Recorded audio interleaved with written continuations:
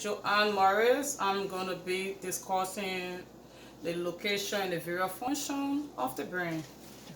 Okay. There's the entire brain, and this brain consists of a lot of stuff organ on it. So I'm going to demonstrate. Now I'm going to start with the pie. Already we don't have the dural metal on it because it's not covering it right now, but it's a a thin layer. The dual function and metal is the thin layer of the brain, but we don't have it on it, so we're going to go straight to the pi metal. The pi metal is covered with. Really, I'm going to be using the palm. There's the palms. I'm going to be using it because I'm not using the scalpel. The scalpel will be too sharp, so I'm not going to demonstrate with this. So there is the pi metal, which covers the surface of the cerebrum. The pi metal really it like connect those various parts of the cerebrum. So after the part, I'm going to be demonstrating the cerebrum. The cerebrum is a large portion of the brain.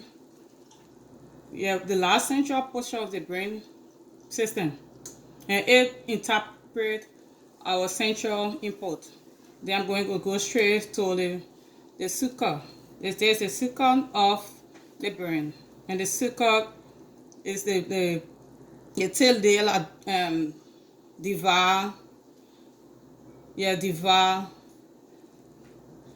the germ, which is the demarcation of the germ.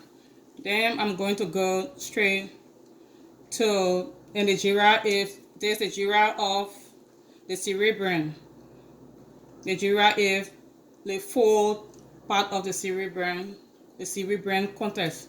Then I'm going to go straight to the longitudinal ficus. The longitudinal ficus is separate the cerebrum context of the brain. And after that, I'm going to go the longitudinal figure is the right and left hemisphere of the cerebrum. Now I'm going to move straight to the cerebrum cortex. It is the outer layer portion of the cerebrum. It is responsible for a lot of stuff. So right now we're going to look straight to the loop. There's 4 divisions of the loop. We got the frontal lobe, which is the anterior part of the brain. There's the frontal part of the brain. Then we're going to go straight to the parietal part of the brain, which is the parietal lobe. Is right around the frontal and the occipital lobe. So right here we're going to move straight on the right on the side, the left side. We're going to be talking about the temporal lobe. The temporal lobe is responsible for a lot of things, but I want to come back to it because I'm only demonstrating the full loop of the brain. So from the end, coming all the way down, I'm going to start the occipital lobe. This occipital lobe included all the way to the brainstem. But now I'm going back to the frontal lobe. The frontal lobe is responsible for planning and higher level of processing. So I'm going straight to the parietal lobe. The parietal lobe is responsible for sensory processing. So this is where we're going to think about the sensory processing. Now I'm moving straight to the temporal lobe. The temporal lobe is responsible for auditing, or auditory processing. So after the okay, now I'm going to move straight to the occipital lobe. The occipital lobe is responsible for vision processing. Alright, now I'm going to move to the cerebellum. The cerebellum is right here, and it's to control balance and muscle. It control balance and muscle collaboration. No, I'm sorry. It control muscle and balance. So now I'm moving straight to the inferior brain, which I'm gonna demonstrate right here. So I'm gonna turn this over to the inferior view. There's the inferior view of the brain. I'm going straight to the palm.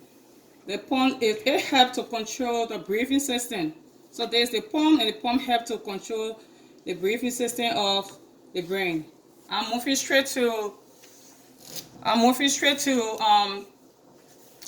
the medulla. The medulla oblongata. The oblongata refers to the central for coughing, sneezing, vomiting, etc. Now I'm moving to the brainstem. This is the brainstem of there's the brainstem. The brainstem is the part of the brain located between the palm and the spinal cord. Now I'm moving straight to, there is going to be the olfactory. The olfactory bulb is right located at the frontier. After the olfactory bulb, I'm moving straight to, there's the ote shemnos.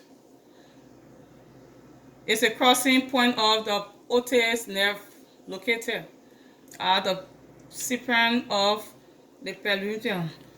Now I'm going to move straight into the brain. I'm going to open the brain. Okay, this is the part of the brain that I'm going to locate the various function. There's going to be a couple of, okay, there's going to be the cerebellum. The cerebellum is right here, and you're going to, after the cerebellum, you're going to see right under, you're going to be the fourth ventricle. After the fourth ventricle, you're going to move right here. There's the upper collateral of the brain. After this, you're going to move straight to the thalamus. This is the thalamus of the brain. After the thalamus of the brain, you're going to move straight to the upper thalamus. After the upper thalamus, right opposite, you're going to move straight to the pons. After the pons is the pons of the brain. Then we're going to move straight to let's say there's the main brain. After the main brain, you're going to move straight to the palms. After the palm, you're going to come straight on, you're going to see the medulla oblongata. Then from there, you're going to move straight to the brain stem. So these are the real functions. This is the brain, and then their function.